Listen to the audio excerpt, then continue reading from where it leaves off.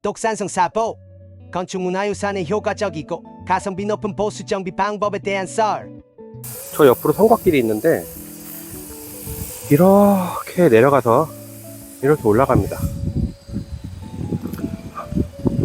지금 전 땀이 많이 난 관계로 저렇게 내려가고 싶진 않고 여기 위에서 이렇게 보도록 하겠습니다. 어차피 여기가 다 이렇게 복원된 성이에요. 아까 독산성 얘기를 하다 말았는데, 이렇게 오산시에서는 독산성에 굉장히 많은 가치를 부여합니다. 굉장히 중요한 산성이고, 권유 장군의 스토리텔링도 살아있고,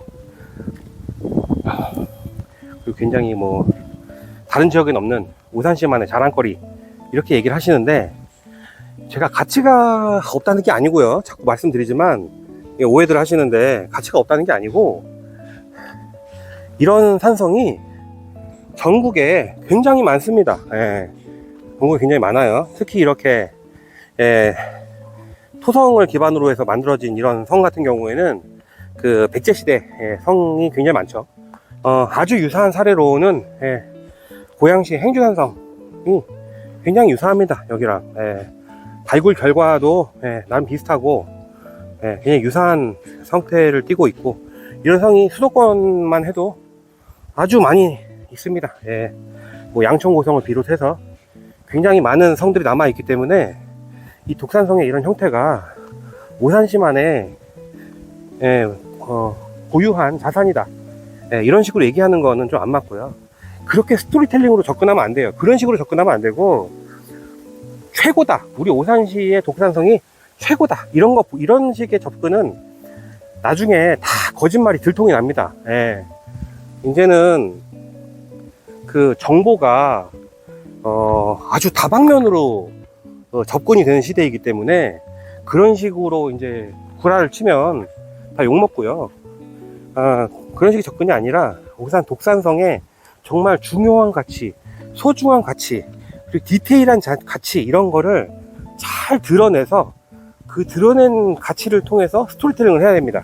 가령 권율 장군의 이 세마대와 관련된 스토리텔링은 굉장히 중요한 가치입니다. 그래서 임진왜란과 관련된 여러가지 조사 연구, 독산성과 관련된 여러가지 조사 연구, 오산 지역과 관련된 여러가지 조사 연구된 자료들을 바탕으로 해서 스토리텔링을 꺼내가지고 그것을 이 유산에 입혀가지고 가치를 상승시키고, 또 지금처럼 이렇게 정비가 잘 안 돼 있는 이런 부분에 대해서도 지속적으로 관심을 가져가지고 목표를 잘 만들어서 그 목표에 따라서 유적 정비, 그 다음에 보존, 이런 것들을 추진해 나가면서 거기에 지속적으로 마케팅, 홍보를 하는 그런 방향으로 나가야 여기가 이제 오산시의 정말 중요한 자산으로서 앞으로 이제 가치를 인정받을 수 있지 않을까 라는 그런 생각이 들고, 세계유산과 관련된 등재도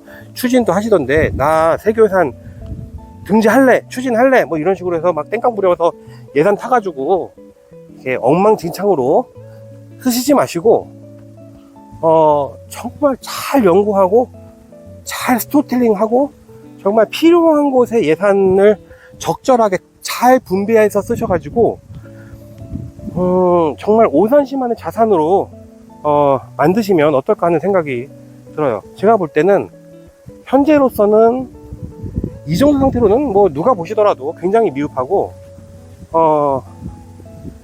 노력을 하면 충분히 좋은 성과를 낼 수 있는 유산이다, 그렇게 저는 생각을 합니다.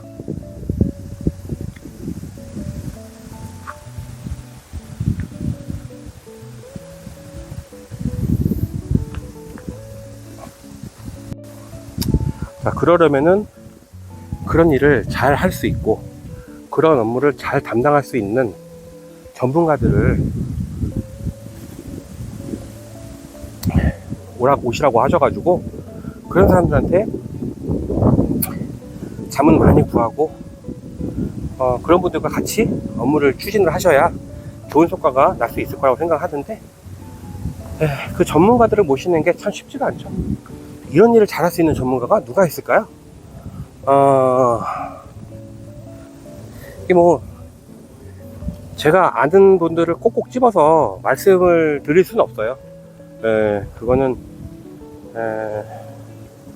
사람이라는 게 언제 바뀔지도 모르고, 또 제가 모든 사람들을 잘 아는 건 아니기 때문에, 중요한 것은 유적에 대한 이해도나 그런 것도 좋고, 그 다음에 만약에 세계유산 등재를 검토하고 있다면 세계유산에 대한 이해도 굉장히 높고, 그 다음에 그 유적 정비에 대한 이해도 굉장히 높고, 그 다음에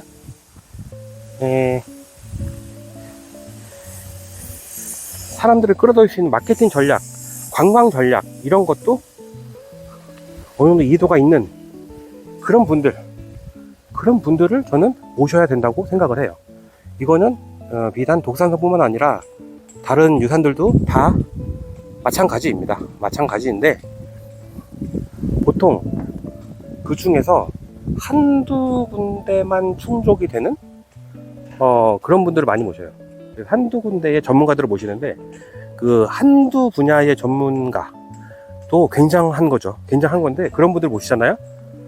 그런 분들 중에선 굉장히 고집이 정말 센 분들이 많아요. 그래서 다른 분야에서 오잖아요. 그러면은 굉장히 시기하고 질투하고, 그분들 의견을 굉장히 무시하고 자기 주장만 관철시키기 위해서 굉장히 애를 쓰시는 경우가 많습니다. 제가 그런 경우를 많이 봤거든요.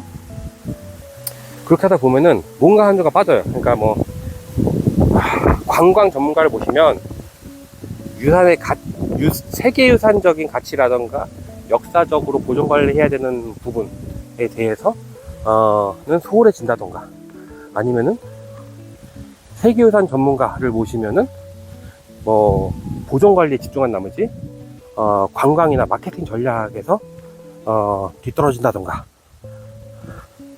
뭐 이런 여러 가지 측면이 있거든요. 그래서 서로 다른 분야의 사람들하고 조화를 잘 이루고 좋은 의견, 최적의 의견을 도출시킬 수 있는 어떤 그 소통이 잘 되는 그런 전문가들을 모시는 것이 제가 볼 때는 굉장히 중요한 포인트다, 이런 생각이 듭니다.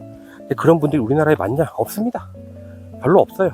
왜냐하면 우리나라가 이제 동방예의지국에다가 뭐 장류유선이 굉장히 그 상하 질서에 대한 존중이 많은 그런 국가이기 때문에, 목소리 크고 나이 많고 이빨 세고 학력 높은 사람들이 거의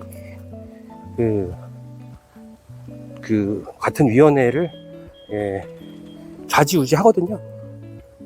그래서 잘 안 됩니다, 그런 게. 그래서 우리나라가 문화재 딱 가면은 딱 보기에는 보존 정비가 되게 다 잘 돼 있는데, 실제로 가보면 개미 새끼 한 마리 없는 그런 상황들이 연출이 되고,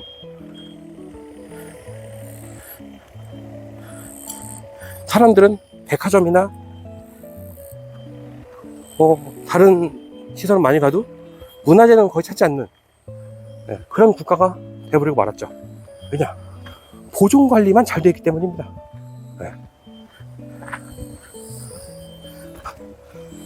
그 유산을 정비할 때는 보존 관리만 잘 되려고 정비하는 사례는 그렇게 많지 않아요. 대부분 보존 관리 잘하고 그 유산을 관광 자원화 하기 위해서 그래서 이제 정비를 하거든요. 근데 그런 경우가 얼마나 있습니까? 보면은 별로 없습니다.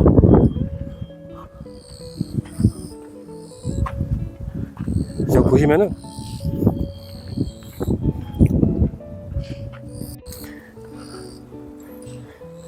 딱 봐도 돌이 다 새 거죠. 여기가 녹산동 지난번에 왔을 때 발굴 조사를 많이 하고 있었거든요. 이 일대를 정확히 어딘지는 제가 기억이 안 나지만 발굴 조사를 하면서 거기를 다시 보수할 거라고 하더라고요.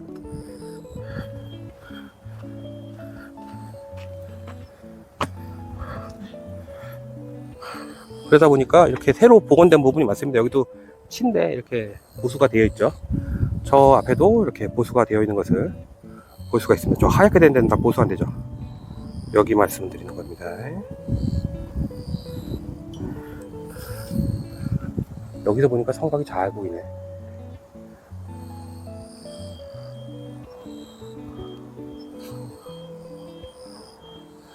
근데 그 뭐랄까 성곽의 지금 채성 부분 옆으로는 사람들이 못 다니게 돼 있고, 거기는 지금 보니까 펜스가 다 쳐져 있어서 그걸로 못 들어가게 되어 있고요. 그 안쪽으로 이렇게 오솔길을 내놨습니다. 그래서 지금 어르신들이 저쪽 길로만 다니는 것을 볼 수가 있습니다.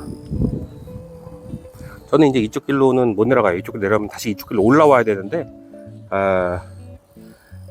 저는 저렇게 가야 되기 때문에 이쪽 길로는 안 가고 싶은데,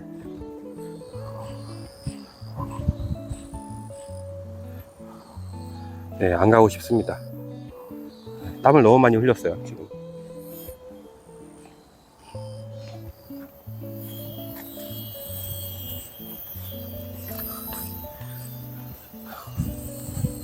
사부는 여기까지. 5부가 최종회입니다. 5부에서 만나요.